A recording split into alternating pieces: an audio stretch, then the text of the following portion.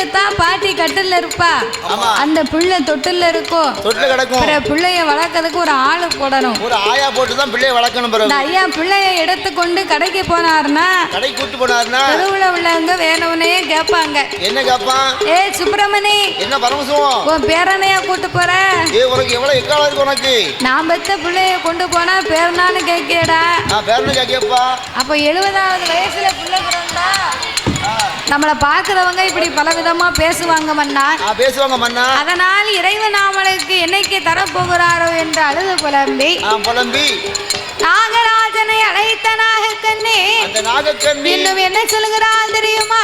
என்ன சொன்னா? கண்ணு நல்ல புளிய மாறும், கண்ணு நல்ல புளிய மாறும், கவிரோடு ஆலமரம், கண்ணிலையும் காயாமலே, கவிரோடு என்ன மன்னவா, கவிரோடு என்ன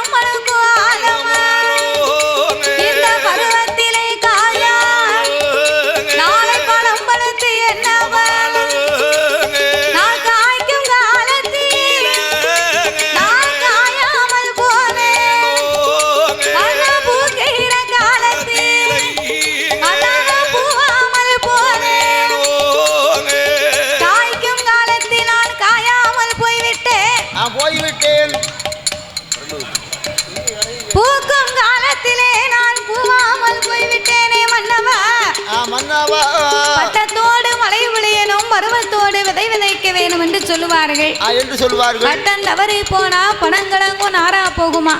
நாரா போகும். எப்படி நாரா போகும்? 10-20 நாள் கூடாகி போச்சுன்னா பணம் மரமா முளைச்சிரும். பார்த்துக்கோ. ஆமா, புரட்டாசி மாசம் அப்பிய மாசம் கொட்டையை முளைக்க போட்டோம்னா தை மாசம் கரெக்டா கிழங்கு பிடுங்கணும். அதேதான். மாசி மாசம் கூட பிடிங்கிக்கலாம்.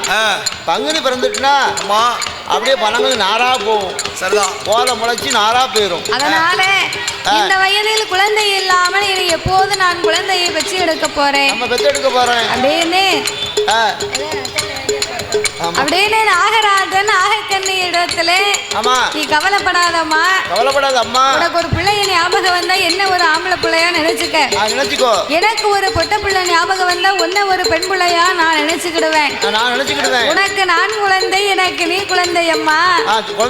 அதுக்கு மேல நமக்கு இன்னும் ஒரு கவலை. பிள்ளை பிள்ளை பிள்ளை பிள்ளை பிள்ளை ஏகப்பட்ட தொல்லை. என்ன தொல்லை இருக்கு? ஆமா, பிள்ளையால ஏகப்பட்ட எவ்வளவு தொல்லை இருக்கு தெரியுமா? பிள்ளையை பற்றி எடுத்தா இன்பம் இருக்குமா, ஏன் தொல்லை இருக்குமா? நீ இன்பம் இருக்கு நினைச்சுக்கிட்டு இருக்க. ஒரு வீட்டுல பிள்ளை இல்லைன்னு வச்சுக்கோங்க. சரி. நல்ல கணவன் மனைவியும் நல்லா 1 லிட்டர் பால் வாங்கி அதை அடுப்புல போட்டு வத்த போட்டு 1/4 லிட்டர் ஆக்கி. சரி. இந்த 5 ரூபா ஆர்லிஸ் பாக்கெட் தெரியுமா? ஆர்லிஸ் பாக்கெட். ஆமா 5 ரூபா பாக்கெட். ஆமா அது 2 பாக்கெட் வாங்கிட்டு வந்து அந்த 1 லிட்டர் பாலை 1/4 லிட்டர் வத்த வச்சு போட்டுருங்க பாத்தீங்களா? ஆமா. அதுல 2 ஆர்லிஸ் பாக்கெட்டை உடைச்சு போட்டு சரி நல்லா ஆத்தி கணவன் மனைவியும் நல்லா திக்கா குடிக்கலாம். ஆமா பால் ஆர்லிஸ் குடிக்கலாம். கட்டை அப்படி பேனமாக்கும். வேற என்ன செய்ய முடியும்? பிள்ளைகள் தான் செய்ய முடியும். பிள்ளை இல்லைன்னா 1/2 லிட்டர் பாலை வாங்கி திக்கா ஆத்தி குடிக்கலாம். ஆமா அதே வீட்டு 4-5 பிள்ளை குட்டி இருந்துச்சுன்னா 1/2 லிட்டர் பால் வாங்க முடியுமா? முடியாதுல்ல.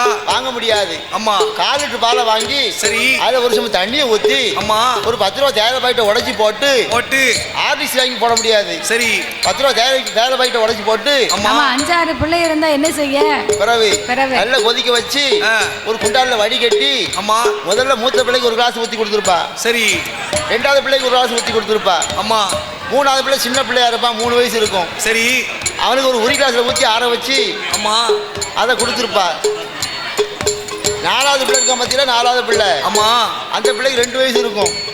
அந்த பிள்ளைக்கு என்ன செய்வா? என்ன ஒரு தட்டுல ஊத்தி ஆத்தி வச்சிருப்பா. ஆமா ஒரு பிள்ளைக்கு பால் டப்பாவில கொடுப்பா. ஆமா ஒரு பிள்ளைக்கு தட்டுல ஆற வச்சிருப்பா.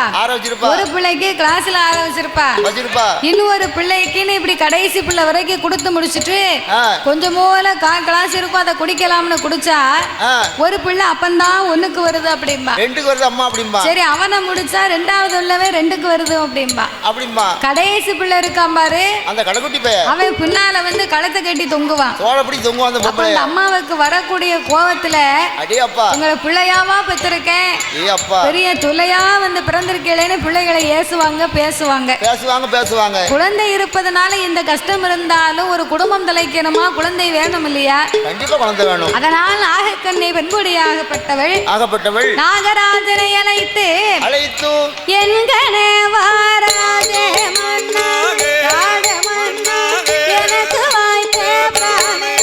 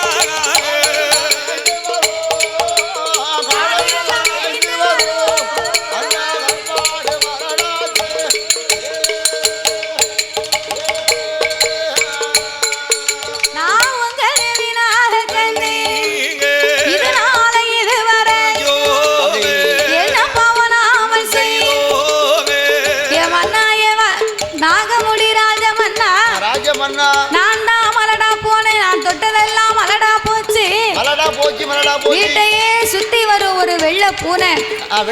அந்த வெள்ளை பூனை கூட ஒரு குட்டி போடல. ஐயோ குட்டி போடல. குப்பையை கிளறும் ஒரு குப்பை கோழி கருங்கோழி. கருப்பு கோழி. அந்த கோழி கூட ஒரு முட்டை போடல. ஏன் முட்டை போடல? அது கறிக்கோழியா இருக்கும். அதாவது வந்து கோழி கூட்டை அடைச்சு போட்டிருக்கா. காலையில முட்டை போட்டிருக்குமான்னு போய் திறந்து பார்க்கா அம்மா கோழி கூட்டுல முட்டை கிடையாது. என்ன இருக்கு? கோழி விட்டை போட்டிருக்கு. அதை வச்சு என்ன செய்ய? அவன் கைராசி கைப்பக்குவம். ஆமா மலையிலே மெய்ந்து வரைய மயில பசு மலடா போச்சு மன்னா. ஆமா காடு எல்லாம் மெய்ந்து வரும் என் கருப்பாடு மலடா போச்சு. சரி அதான் போகுதுன்னு பரவாயில்லன்னு சொல்லி உங்க தேவியாகப்பட்ட நான் நாகக்கண்டியானவள். சரி ஆசையா ஒரு தென்னம்பிள்ளை வாங்கி வச்சேன். வீட்டுல தென்னங்கன்னு வச்சியோ? அந்த தென்னம்பிள்ளையும் வளர்ந்து ஒரு தேங்காய் போடும்னு பார்த்தா பாலா போன தென்னம்பிள்ளை ஒரு சின்ன பாலை கூட வரவே இல்லை. சின்ன பாலை கூட விடல. அதனால என் மன்னா நாகராஜா என்ன மலடி என்று மாநிலத்தில் பியாரா மலடி என்று இறந்தாலும்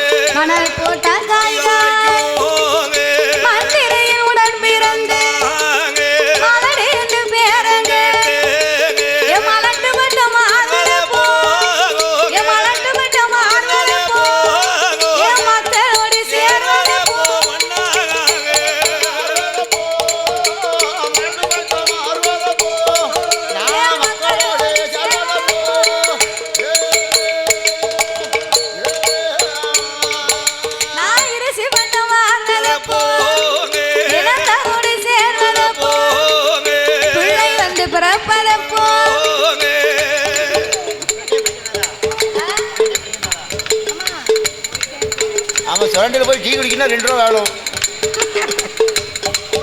2 ரூபாய்க்கு யாரையா கொடுத்தா? 12 ரூபா வேணும்ல. இன்னும் 5 ரூபா வேணும். 10 ரூபா வேணும். ஆமா.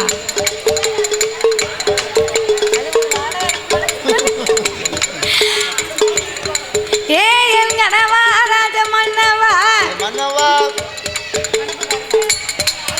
நான் இதுவரைக்கும் என்ன பாவம் செய்து விட்டேனோ தெரியவில்லை. வாழ்ந்திருந்து இருவேறு வைகுண்டம் சேரும் வரைக்கும் நமக்கு வழி அனுப்ப பிள்ளை இல்ல. பிள்ளை இல்ல.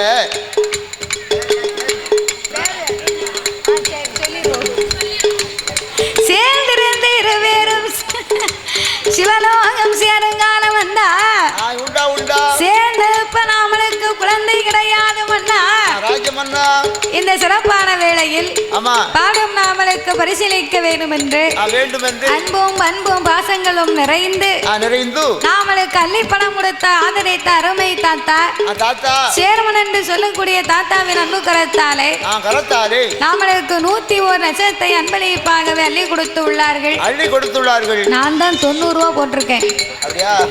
அவர் 10 ரூபா தான் கொடுத்திருக்காரு. நான் 90 ரூபா போட்டிருக்கேன். தாத்தாவுக்காக நான் பேத்தி 90 ரூபா போட்டு 100 ரூபாய் ஆக்கியிருக்கேன். கணக்கு 100 ரூபாய் சொல்லியாச்சு. ஆமா 101 லட்சத்தை நாமளுக்கு அன்பளிப்பாகவே அள்ளி கொடுத்து உள்ளார்கள். அவர்களுக்கு முன்பதாக நாமளுக்கு பணம் கொடுத்து ஆதரித்தார். பணம் கொடுத்தார், ஆனால் பேரை சொல்லவில்லை. அதுவே பெருந்தன்மை குணம் என்பார்கள். அப்பேற்பட்ட அன்பு உள்ளம் கொண்டு நாமளை ஆதரித்த அனைத்து அன்பு உள்ளங்களும் அவர்களுக்கு முன்பதாக இந்த ஆலயத்தின் சார்பாக வந்தவுடனே நாமளுக்கு பொன்னாடையை கொண்டு வந்து போச்சு சபையிலே நாமளை கௌரவப்படுத்தி உள்ளார்கள், ஆதரித்து உள்ளார்கள். ஆதரித்த அனைத்து அன்பு உள்ளங்களும் அவருடைய உச்சார் பெற்றார் உறவினர்களோடு என் சந்தனமாறு அருளால் எவ்விதமாகவே வாழ வேண்டும் தெரியுமா? சாமி வாழ வேணும், வளர வேணும், அலை முருகனோட அருளால், ஈசன் பகவானோட அருளால், கையிலை போல் வாழ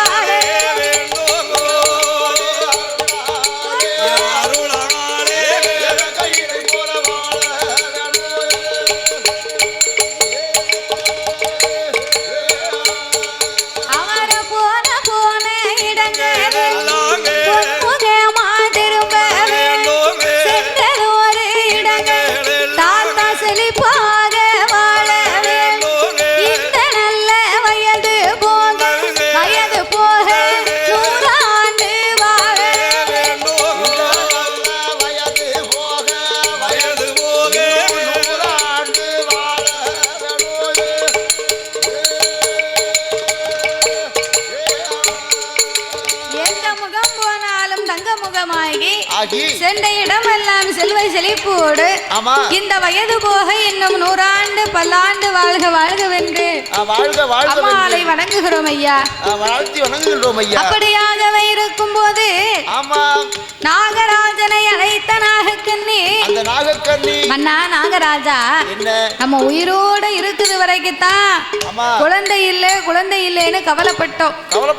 நாளை பின்ன திடீர்னு நம்ம செத்துக்கிட்டு போயிட்டோம்னு வைங்க, நம்மள அடக்கம் செய்யறதுக்கு கூட ஆள் இருக்காது. அப்படியே நம்மள அடக்கம் செய்யணும்னு சொன்னாலும் மயான கரையிலே பெரிய போராட்டம் வரும். அப்படி என்ன போராட்டம் வரும்? எப்பேற்பட்ட போராட்டம் வரும் தெரியுமா? எப்படி மன்னா தாங்கரை ஓரோ, மன்னா தாங்கரை ஓரோ, கரை ஓரோ, அங்கங்கரை போராட்டோ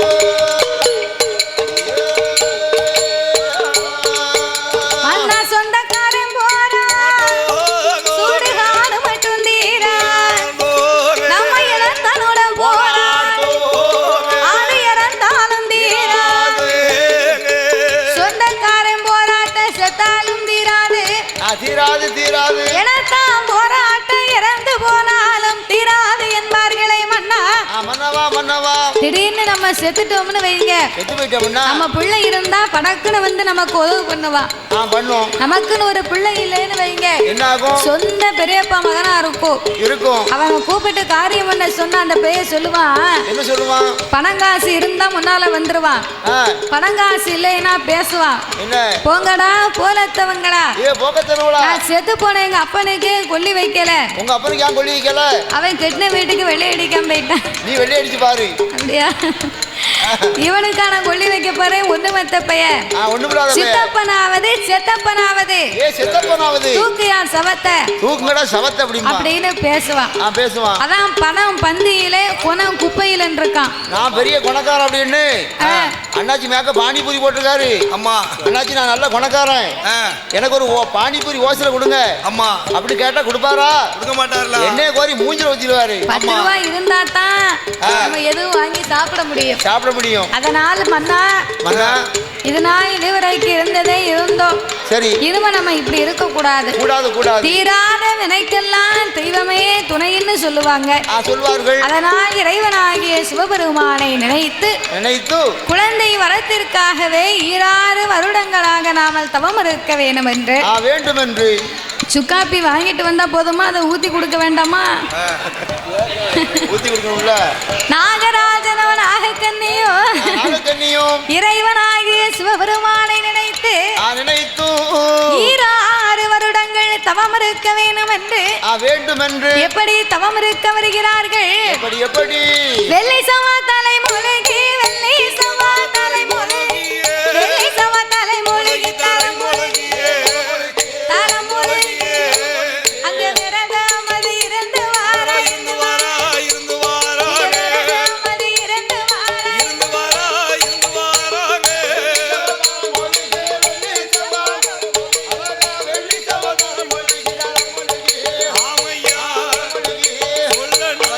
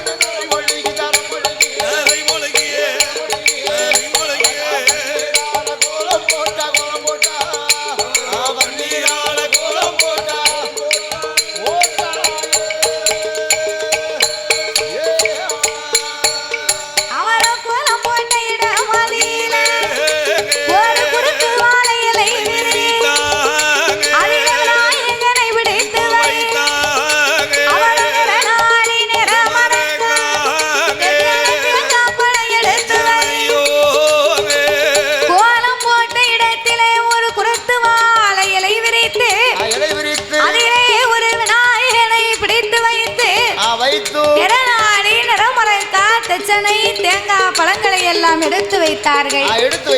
ஆள குளிய வைத்த 1000 முழம் கம்பத்தை நாட்டி கம்பத்திற்கு மேலே தகுந்த தவ பொருட்களை எடுத்து வைத்து கடைசியாகவே கோழி முட்டை வைத்தால் ஒரு குண்டு ஊசியை நாட்டினார். ஊசி முனையின் மேல் தன்னுடைய நாவை ஊன்றி ஆகாய மார்க்கமாக வாளை உயரை நிறுத்திக் கொண்டு நாசி அடக்கி ஊசி தவங்களை செய்து வருகிறார்கள். ஒரு நாள் தவம் இருந்தார்களா? ஒரு வாரங்கள் தவம் இருந்தார்களா? கிடையாது. 12 வருடங்களாக இறைவனாகிய சிவபெருமானை நினைத்து உண்ணாமல் உறங்காமல் உடையவன் திருப்புகளை மறக்காமல் அன்னம் தன்னை அருந்தாமல் ஆண்டவன் திருப்புகளை மறக்காமல் அரகரா சிவ சிவா அண்ணாமலை நாதா உண்ணாமலை பாடகா அநாதை ரட்சகா என் ஆபத்து குடையோனே ஈசா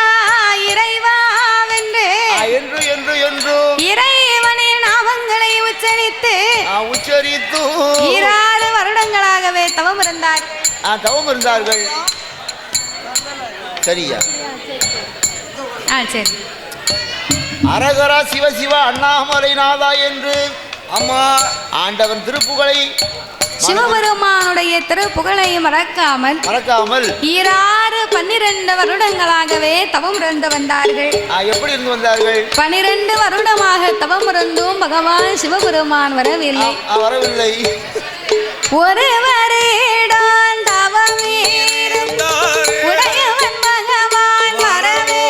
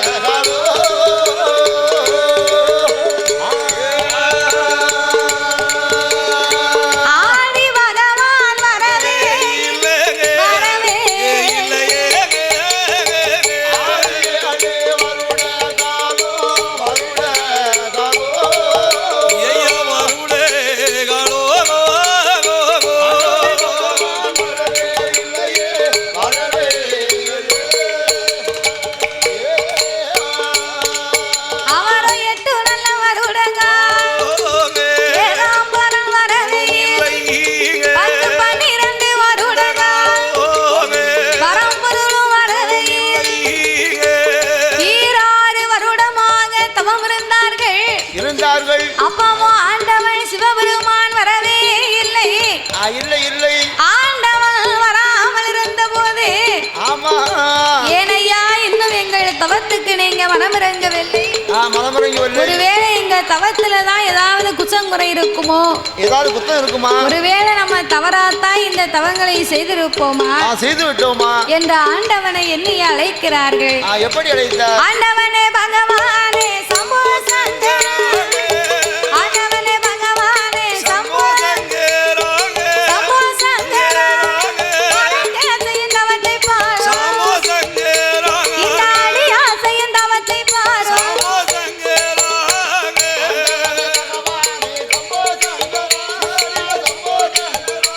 இந்த அடி ஆசையின் தவத்தை பார், சம்போ சங்கரா, இந்த அடி ஆசையின் தவத்தை பார், சம்போ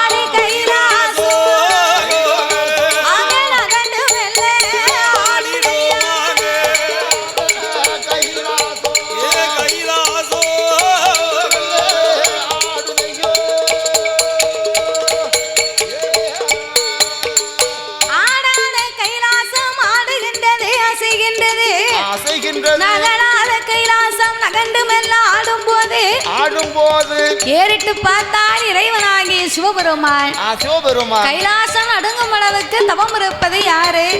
யாராக இருக்கும்? அப்ப இந்த நாகராஜன் நாகக்கண்ணையின் தவத்தை கண்ட ஆண்டவன் அவரை கண்டும் காணாதவரை போலவே இருந்தார். அப்படியே இருந்தார்.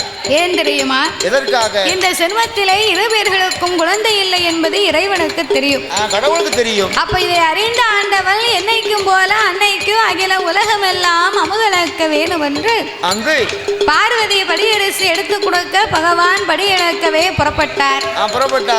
பார்வதி என்னைக்கும் சும்மா இருப்பாளா? இன்னைக்கு அப்படி இருந்தாளா? தினமும் இந்த ஆண்டவன் தான் படியிழக்க போறாரு. பார்வதி நம்ம எப்பவும் கைலாசத்துல ஒத்தையில தானே உட்கார்ந்துருக்கோம், நமக்கு நேரம் போகல. அதனால இன்னைக்கு இவரோடு சென்று இறைவனுடைய படியிழப்பை நம்மளும் பார்த்து விட்டு வந்தா என்ன? எப்படித்தான் படியழகாரு நம்மளும் பாப்போமே என்று இறைவனை அழைத்து, ஆண்டவா உலகமெல்லாம் நீங்க படியிழக்க போனீங்கன்னா நான் பார்வதி ஒத்தையிலே உட்கார்ந்துருக்கிறேன். நேரம் போகல. பேச்சு துணைக்கு எனக்கு ஆள் இல்லை, ஆள் கிடையாது. அதனால உங்களுடைய படி இழப்பை உமையவள் நானும் இன்னைக்கு பார்க்க வேண்டும். ஏய் பார்வதி, என்ன என்னைக்குமே நான் தானடி போவேன், நீங்க தான் போவீங்க. திடீர்னு என் கூட வாரேன்னு சொன்னா உன்னை அழைத்து கொண்டு போவதனால் எனக்கு ஒன்றும் இல்லை. அப்ப என்ன கூட்டு போங்க. நான் உலகத்தையும் ஒரு விதமாக படைத்திருக்கிறேன், உலக மக்களை பலவிதமாகவே படைத்திருக்கிறேன். அம்மா பல விதம் என்றால் எப்படி பகவானே? ஒருவரை கூனாக படைத்திருப்பேன், இன்னும் ஒருவரை குருடாக படைத்திருப்பேன். கூன், குருடு, செவிடு, பேடு, நொண்டி, மூக்கரை. குழந்தை உள்ளவர்கள், குழந்தை இல்லாத பேர்கள். ஒரு ஆளுக்கு உலகத்திலே இல்லாத பெரிய ஒரு வசதியை கொடுத்திருப்பேன். ஆனால் அங்குதான் ஒரு குழந்தை செல்வம் இருக்காது, ஒரு பிள்ளை செல்வம் இருக்காது. இன்னும் ஒருவருக்கு குடிப்பதற்கு கூட உப்பில்லாம் கூழ் இருக்காது. பார்வதி, அவர்களுக்கு ஒரு கோட்டை பொட்டு புல்லு கொடுத்திருப்பேன். ஒரு கோட்டை எம்புட்டு 21.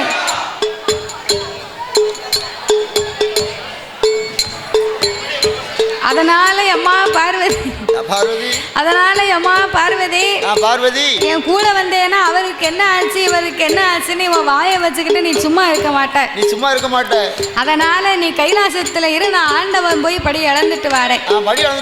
இறைவா, என்ன உங்களோடு வரும்போது நான் எதுவும் பேசவில்லையானா அழைத்து கொண்டு போவீர்களா? சரி பார்வதி, படி இழந்து முடிக்கு வரைக்கும் நீ உன் வாயை திறக்க கூடாது, மறுவார்த்தை எதுவும் பேசக்கூடாது, பேசாம இருக்கணும். ஆட்டு வண்டை சம்மதித்து அசுதனாகிய என் பெருமான் மீது ஆணையிட்டு கொடுத்து போட்டு சட்டத்தை வாங்கி பார் உலகமெல்லாம் பகவானும் பார்வதியும் படி இழக்க வருகிறார்கள். எப்படி வருகிறார்கள்? நாளை தினைய கொண்டு நாளை எங்கு வருவார், உரிய தினைய கொண்டு உலகமெல்லாம் வருவார். ஆனாக்கு தினைய கொண்டு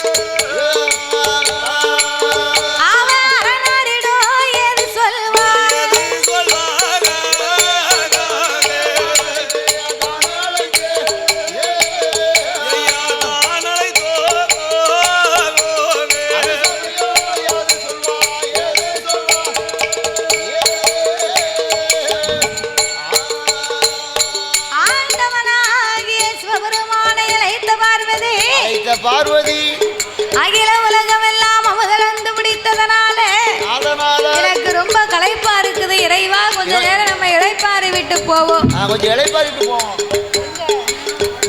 என்று கண்ணை கட்டிய இடிச்சுட்டாரோ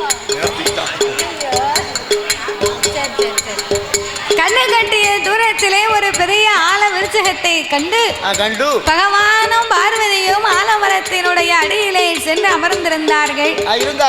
அப்ப அமர்ந்திருக்கக்கூடிய நேரம் கீழே 10 ஆடு மாடு மேய்ந்து கொண்டிருந்தது. பார்வதி மரத்தை சுத்தி முத்தி பார்த்தார். இந்த ஆடு மாடு மேய்க்கக்கூடிய ஒரு சின்னஞ்சிறிய பாலகன் இந்த மாடுகளுக்கும் ஆடுகளுக்கும் தீனி வேணும்னு சொல்லி மரத்துக்கு மேல ஏறி முனிக்கொப்பில உட்கார்ந்து அடிக்கொப்பை வெட்டி கொண்டே இருக்கிறான். முனிக்கொப்பில உட்கார்ந்து அடிக்கொப்பை